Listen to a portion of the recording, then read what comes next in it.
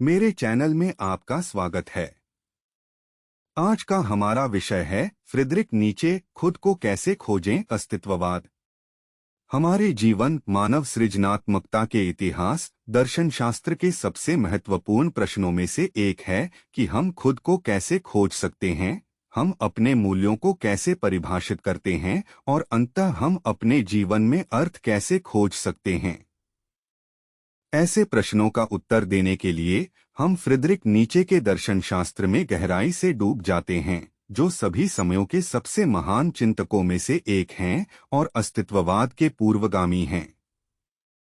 उन्हें उनके अपरंपरागत धार्मिक और नैतिक विचारों के लिए प्रसिद्धता मिली और बावजूद अपने विवादास्पद काम के, उन्होंने मानव मनोविज्ञान की सच्ची प्रकृति में महान अंतर्दृष्टि दिखाई। व्यक्ति कैसे अपने भविष्य को निर्धारित कर सकते हैं, इसके संबंध में निर्देशन लिखते हैं।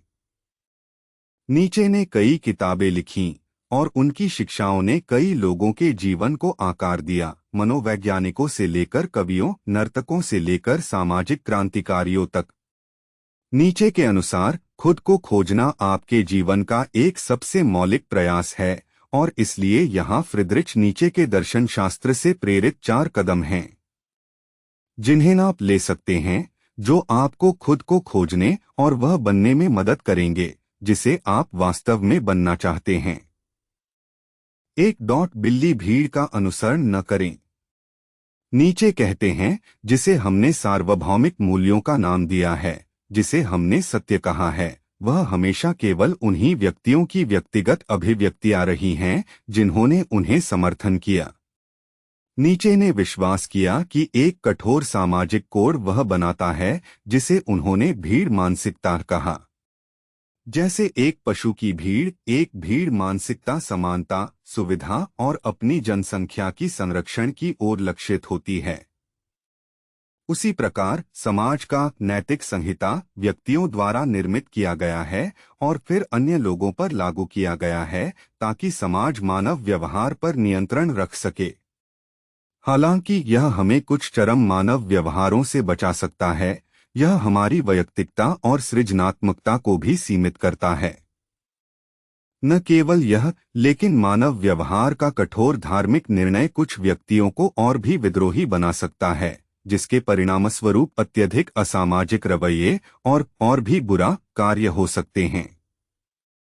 यदि इन तानाशाही सीमाओं और नियमों का त्याग कर दिया जाता है और अत्यधिक कठोर हो जाता है, यदि समाज का नैतिक संहिता पर्याप्त रूप से लचीला है, तो उन लोगों को जो विपरीत विचारधारा रखते हैं, वे विशेष रूप से बलवान होने की आवश्यकता नहीं होती है जिससे वे दुनिया में उनके चाहने वाले परिवर्तन को लाने में सक्षम हों।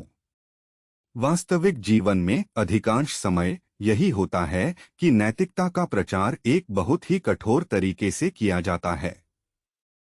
यह केवल यह नहीं है कि सामाजिक, धार्मिक और शैक्षणिक संरचनाएं इसे उसी तरह प्रस्तुत करती हैं। यह अधिकांश लोगों का भी मानसिक धारणा है जो समूह से अलग होकर खड़े होने के डर में खुद को अस्वीकार करने की इच्छा नहीं रखते। इसलिए हर व्यक्ति जो बहुत ज्यादा अलग होता है, उन समूहों के प्रतिनिधियों के अनुसार वह कोई व्यक्ति होता है जो भयानक और खतरनाक लगता है। यह एक सुविख्यात तथ्य है कि लोग अज्ञात से डरते हैं और यह पूरी तरह से इस गतिविधि में प्रतिबिंबित होता है। यह हमारे दैनिक जीवन में देखा जा सकता है।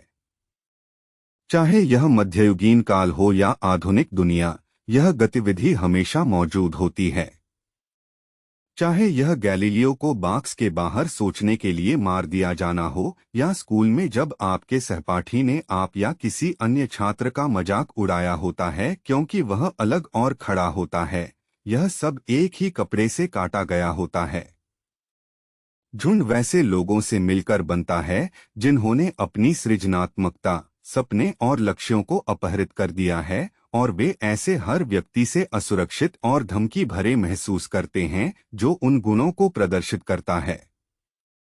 वे लोग परिवर्तन से डरते हैं, खुद से मानने से डरते हैं कि उनकी कुछ संभावनाएं पूरी तरह से प्रकट नहीं हुई। हालांकि वह एहसास डरवाना होता है, लेकिन एक वक्त यह अधिकांश लोगों का भी भावनात्मक धारणा होता है, जो अस्वीकार किए जाने के डर से समूह से अलग नहीं होना चाहते। इसलिए हर व्यक्ति जो बहुत अधिक अलग होता है, उन समूहों के प्रतिनिधियों के अनुसार वह कोई होता है जो डरावना और खतरनाक लगता है। यह एक सुविख्यात तथ्य है कि लोग अज्ञात से डरते हैं और यह पूरी तरह से इस गतिविधि में प्रतिबिंबित होता है। यह हमारे रोजमर्रा की जिंदगी में देखा जा सकता है। चाहे यह मध्ययुगीन काल हो या आधुनिक दुनिया, यह गतिविधि हमेशा मौजूद है। चाहे यह गैलीलियो को बॉक्स के बाहर सोचने के लिए मार दिया जाना हो, या स्कूल में जब आपके सहपाठी ने आप या किसी अन्य छात्र का मजाक उड़ाया होता है क्योंकि वह अलग और उभरता होता है, यह सब एक ही कपड़े से काटा गया है। झुंड वैसे लोगों से मिलकर बनता है जिन्होंने अपनी सृजनात्मकता, सपने और लक्ष्यों को अपहरित कर दिया है, और वे ऐसे हर व्यक्ति से असुरक्षित और धमकी भरे महसूस करते हैं जो उन गुणों को प्रदर्शित करता है। वे लोग परिवर्तन से डरते हैं, खुद से मानने से डरते हैं कि उनकी कुछ संभावनाएं पूरी तरह से प्रकट नहीं हुई हैं। हालांकि वह बोध डरावना है, लेकिन एक स्वतंत्र और प्रेरित व्यक्ति को खुद को अन्य लोगों की जीवन की गलतियों से नीचे खींचने देना नहीं चाहिए। बजाय आपको अपना अपना रास्ता जाना होगा, झुंड को पीछे छोड़ना होगा और फिर ऐसी रोशनी चमकानी होगी जिसे नजरअंदाज नहीं किया जा सकता। आप इसे उन नकारात्मक आवाजों को सवाल करके और चुप करा के शुरू कर सकते हैं जिन्हें आपने जब आप छोटे थे तब अंतर्निहित किया था। चाहे वह एक माता पिता हो, एक कठोर शिक्षक, एक नार्सिसिस्ट पार्टनर, यह मायने नहीं रखता जिसने भी आपसे कहा कि आप वो सब नहीं कर सकते जो आप चाहते हैं। शायद उसने आपसे इसलिए ऐसा कहा क्योंकि वे आपकी सफलता से डरते थे, क्योंकि इससे उनकी हर बुराई सामने आ जाती। तो उन्होंने आपकी व्यक्तिगतता को सीमित करना चाहा और आपको झुंड में वापस खींचना चाहा। साथ ही मजबूत मन और साहसी होने से आपको अपने आराम के क्षेत्र से बाहर निकलने की डरावनी भावना सहन करने में मदद मिलती है, चूंकि यह वहीं का हिस्सा है जो आप वास्तव में हैं। 2 स्वखोज की कठिनाई को अपनाएं। नीचे के शब्दों में खुद का मालिक बनने के लिए देने वाली कोई कीमत बहुत अधिक नहीं होती। हमारी सहज और सहज प्रतिक्रिया है सभी पीड़ा और यातना से बचें। तकनीक और सरलता से सब कुछ प्राप्त करने की हमें अकृतज्ञ बना दिया है और हम भूल गए हैं कि यातना जीवन का अभिन्न हिस्सा है। हालांकि नीचे के अनुसार यह सिर्फ जब हम जीवन की चुनौतियों का सामना करने के लिए तैयार होते हैं तब हम आध्यात्मिक रूप से विकसित हो रहे हैं। 1873 में जब वह 29 वर्ष के थे, नीचे ने इस मूलभूत प्रश्न पर बात की कि कैसे हम खुद को एक सुंदर निबंध में पाते हैं, स्कोपेनहावर एज एजुकेटर के नाम से। इस निबंध में उन्होंने यह तर्क दिया कि अगर किसी को इच्छा हो इस जीवन में कोई बनने के लिए, अपनी क्षमता को अधिकतम करने के लिए उन्हें मुश्किल रास्ता लेना होगा जो अक्सर एकांत की ओर ले जाता है। एक अकेला होना आसान नहीं है, लेकिन यह एक है। खुद का मालिक बनने के विशेषाधिकार के लिए कोई कीमत चुकानी पड़ेगी। खुद को जनजाति से अधिक प्रभावित होने से बचाने के लिए आपको खुद को दूसरों से दूर रखना होगा। आपको स्वतंत्रता की कोशिश करनी होगी और इसका परिणाम आपके जीवन में गंभीर कठिनाइयां हो सकती हैं। आपको आसान पथ लेने से इनकार करना चाहिए और आपको अपने आप को होने की आजादी प्राप्त करने के लिए एक खोज में कूदने का फैसला करना चाहिए, चाहे वह कितना भी भयानक क्यों न हो। आजाद होने का मतलब भी है कि सभी से आजाद होना। शारीरिक और मानसिक आवश्यकताओं से। दूसरे शब्दों में, उन्हें आपको चलाने नहीं देना, बल्कि आपको उन्हें चलाना।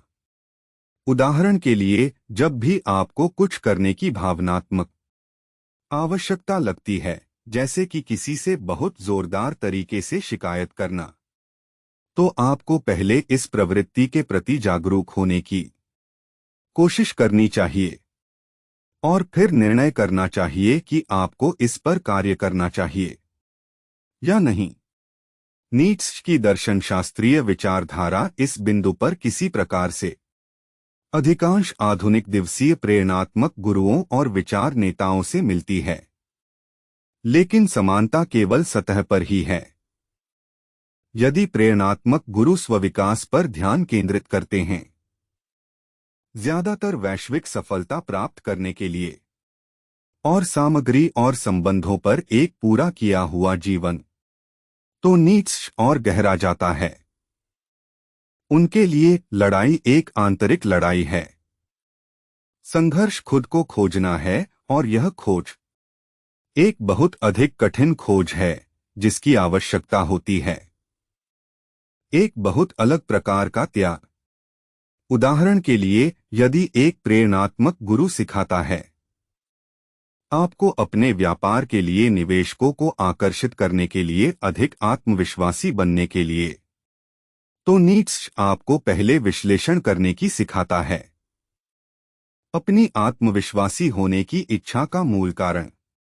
और आमतौर पर आपको यह पता चलेगा कि यह सिर्फ अपने प्रियजनों और अपने दोस्तों जैसे अन्य लोगों पर प्रभाव डालने की इच्छा है, या सामान्य रूप से समाज पर खुद के बारे में एक बिंदु साबित करने की। एक साधारण विश्लेषण आपको इस इच्छा को त्यागने के लिए प्रवृत्त कर सकता है और अधिक ध्यान केंद्रित करें जो वास्तव में मायने रखता है आपके जीवन में, और अधिक गहरी समस्याओं पर, जैसे कि स्वखोज। और यह प्रयास आपको एक अकेला बना सकता है। स्वयं को समझौते करने के लिए स्वीकार न करना आपको अधिकांश लोगों के साथ संघर्ष में डाल सकता है। यह मतलब है कि अपनी जीवन शैली को बदलना, यह मतलब है मित्रताओं या अन्य प्रकार के संबंधों को त्यागना, अपने डरों के गहराई में देखने के लिए, अपने सबसे गहरी भावनाओं, अपनी अंधकार का विश्लेषण करने के लिए और उनके ऊपर उठने के लिए आपको राय और डर की जंजीरें तोड़नी होंगी। नीट्शे हमें अपने खुद के दानवों को चुनौती देने की प्रोत्साहना देते हैं, लेकिन आपको उन्हें बाहर नहीं फेंकना चाहिए, क्योंकि उनके परे एक गहरा अर्थ है जिसे आपको समझने की कोशिश करनी चाहिए।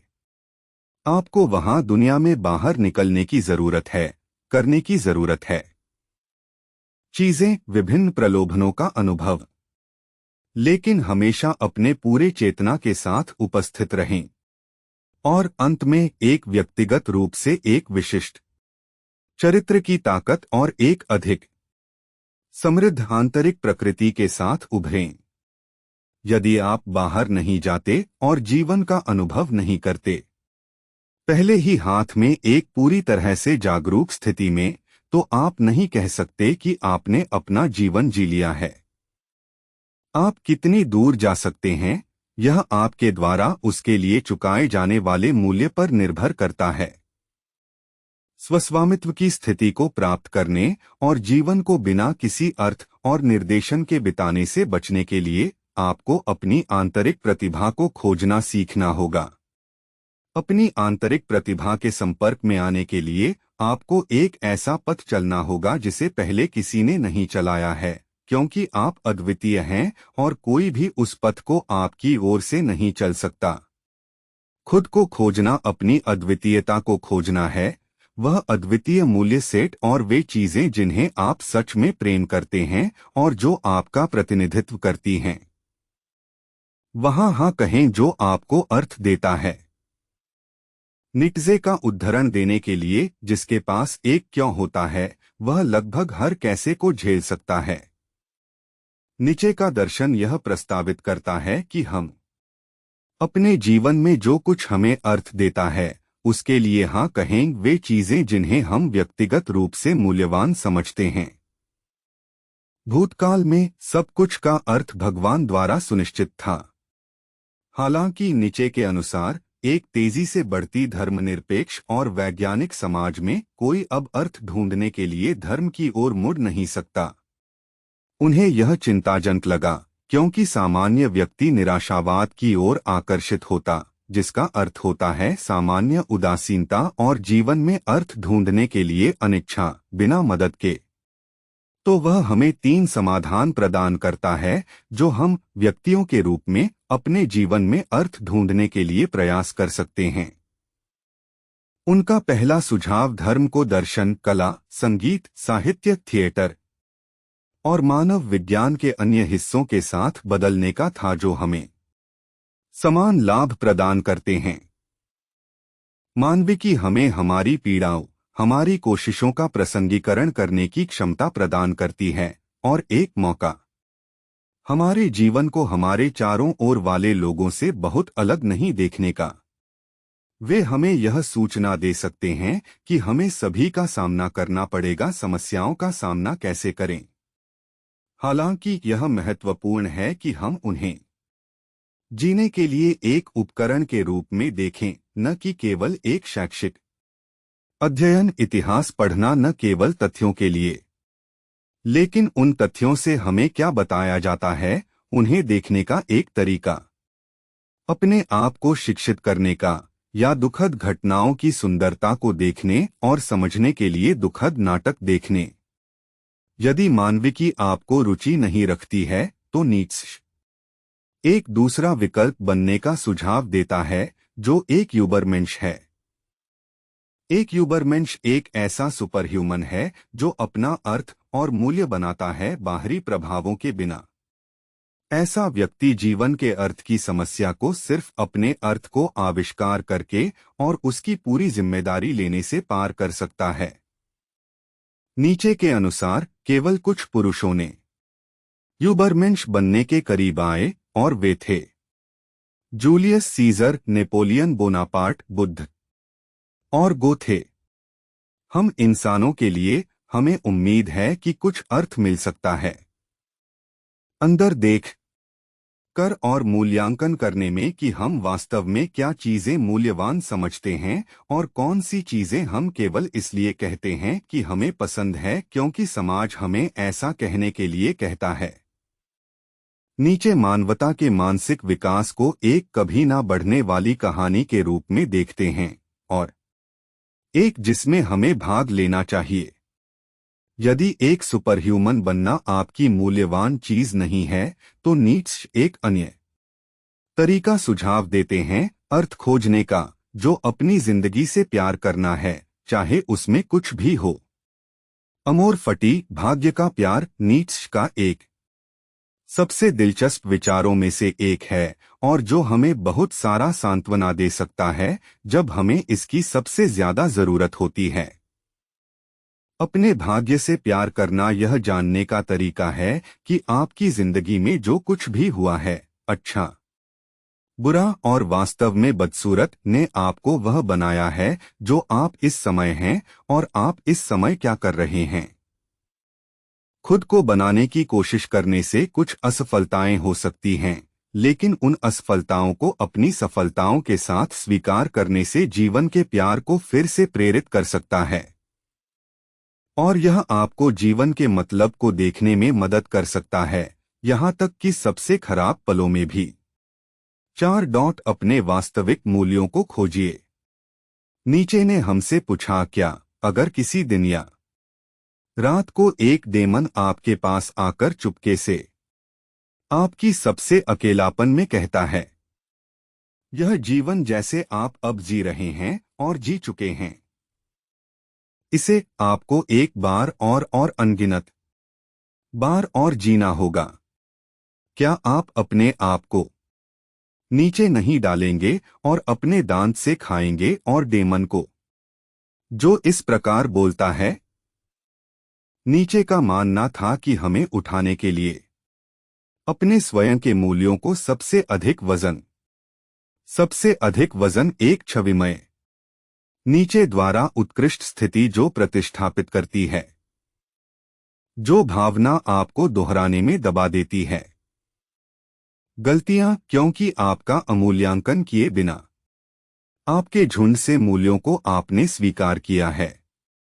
इस अवधारणा का लक्ष्य यह है कि आप स्वयं से प्रश्न करें, आप जो कुछ भी कर रहे हैं क्या वह वास्तव में मायने रखता है, या क्या आप सिर्फ अपने झुंड का पालन कर रहे हैं। सही समझता है? अगर आप सोचते हैं कि आप जो कुछ भी कर रहे हैं यदि आप अनंत काल तक दोहराने योग्य हैं, तो आप निश्चित रूप से यह सुनिश्चित कर सकते हैं कि आप पूरी तरह से भिन्न हैं। आपके पास होगा सबसे अधिक वजन उठाने के लिए पर्याप्त साहस और शक्ति। यदि आपको लगता है कि आपके जीने का तरीका अनगिनत बार दोहराने योग्य नहीं है, तो शायद आपने अभी अपनी मूल्यों का निर्माण नहीं किया है और आप अभी भी अपने समाज के गुलाम हैं।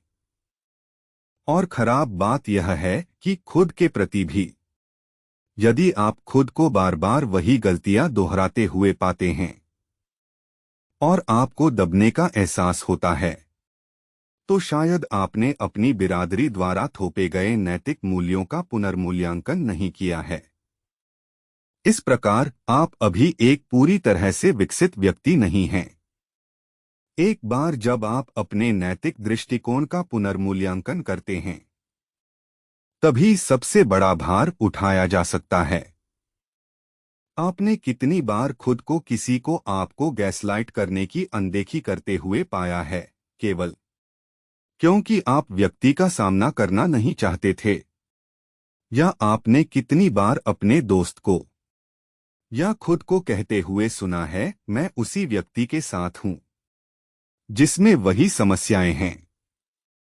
यदि आप अपने होते अपने सेट के साथ मूल्यों का, तो आप खुद को पाते नहीं। टॉक्सिक रिश्तों में रहते हुए केवल क्योंकि यह सही बात है।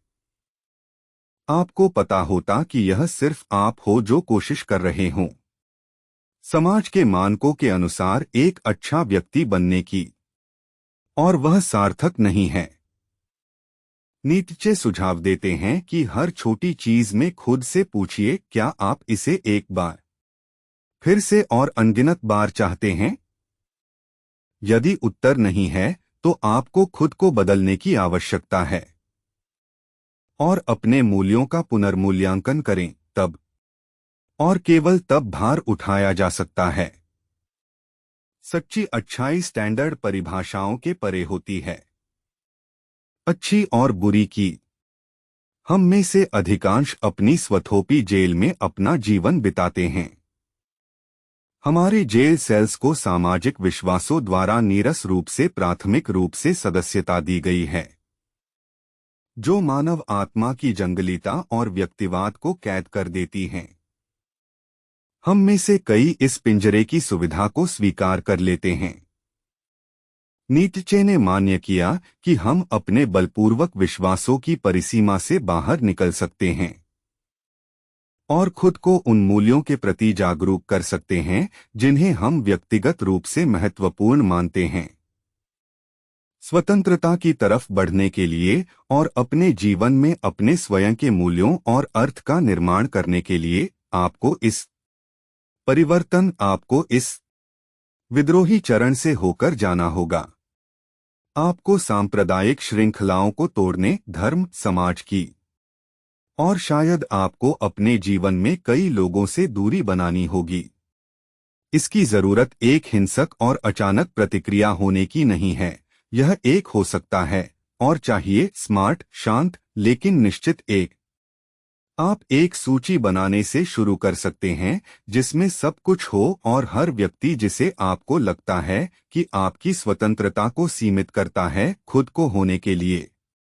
यह आपके कामस्थल पर एक दुर्भाग्यपूर्ण अलिखित नियम हो सकता है। यह आपका जीवन संगी हो सकता है जो हमेशा आपके व्यवहार को नियंत्रित और सही करने की कोशिश करता है, या यह आपके दोस्त या आपके माता पिता हो सकते हैं जो आपकी आलोचना करते हैं जब आप एक विशेष तरीके से व्यवहार करते हैं। एक बार जब आपने यह कर लिया हो तो संभव स्थितियों के बारे में सोचने की कोशिश करें कि कैसे उस स्थिति को बदला जा सकता है। शायद आप अपने जीवनसंगी के साथ एक चर्चा कर सकते हैं जिसमें आप मुद्दे के बारे में बात कर सकते हैं। शायद आप अपने सहकर्मियों या पर्यवेक्षकों से काम पर एक बैठक में बात कर सकते हैं समस्याओं के बारे में जिन्हें आप अनुभव कर रहे हैं, कैसे यह आपको प्रभावित करता है और आप चाहते हैं कि यह कैसे बदले, या आप नए दोस्त ढूंढ सकते हैं जो आपकी सराहना बेहतर कर सकते हैं। जब आपको सबसे बड़ा भार द्वारा ओवरटेक होने का अनुभव होता है तो आपको अपनी आकांक्षाओं को छिपाने की जरूरत नहीं होती, बल्कि आपको अपने आत्मनिर्मित झुंडाधारित कारागार से बाहर निकलने की जरूरत है और उन सपनों का पीछा करना चाहिए जो आपके जीवन को अर्थ देते हैं। यदि आपने इस वीडियो का आनंद लिया है तो कृपया सुनिश्चित करें कि आप मेरे चैनल के लिए पूर्ण के लिए बाहर देखें और आपको सफलता और खुशी खोजने में मदद करने के लिए अधिक वीडियो के लिए सदस्यता लेना न भूलें। देखने के लिए बहुत बहुत धन्यवाद। धन्यवाद। धन्यवाद। धन्यवाद।